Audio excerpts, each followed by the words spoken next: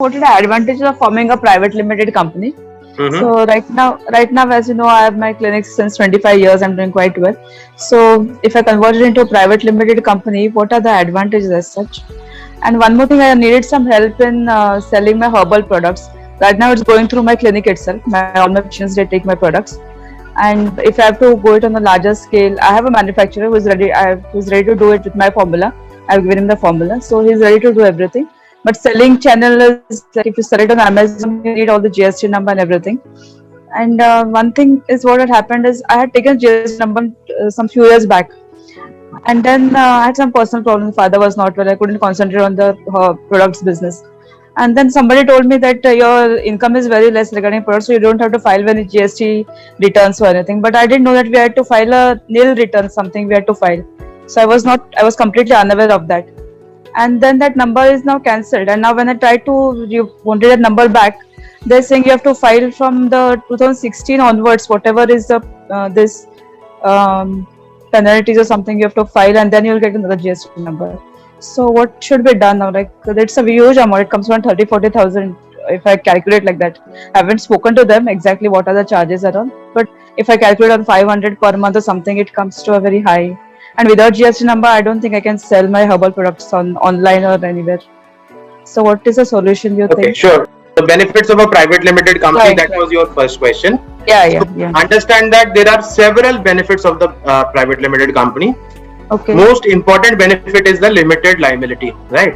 As the name itself says. Now, what is this limited liability?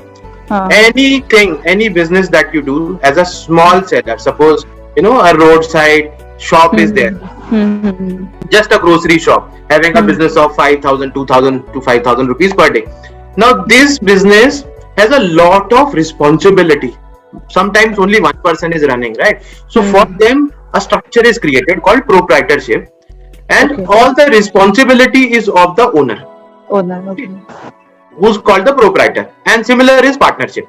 But when you have to expand the business, you might be doing business into lot many cities, lot many locations, right? And where you are not physically present. And if you are not physically present, then there is a risk which is attached.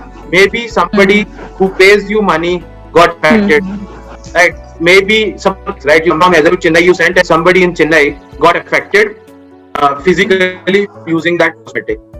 They will sue you. You have to physically appear in the court, and the police can arrest you. You are understanding this?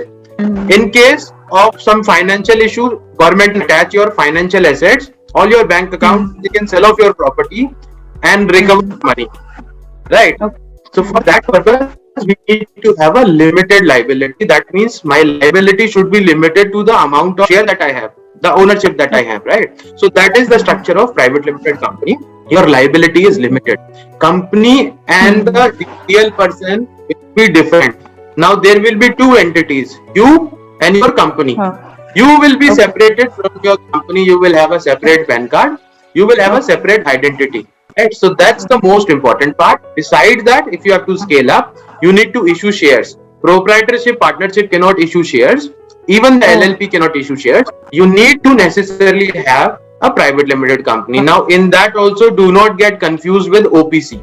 There is a structure called one-person company. Do not make that, because that is not going to make any difference in terms of issuing the shares.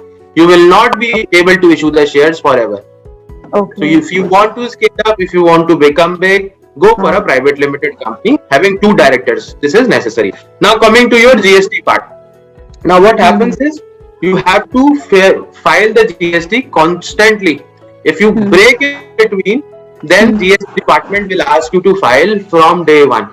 Obviously, you can place your request to get a waiver of this, but I am not sure. You can have a plea, you can contact a GST lawyer who can help you in placing this request, but you need to file this because this is your responsibility. And if you have, this is a very strict department, let me tell you. I have seen people getting arrested for this GST, right? I have seen many people getting arrested depending upon which location you are. If this happens in UP, they take very fast action, right? I've seen a lot of people happening this. So do not take it lightly. This is something which is a serious thing. You need to get this done through a GST lawyer. In case you need lawyers and advocates or any chartered accountant who can help you with this, Startup Place has all of them. You can contact our team, let us know, we will help you out, and we will find out how we can sort it out at the lowest minimum cost. Okay.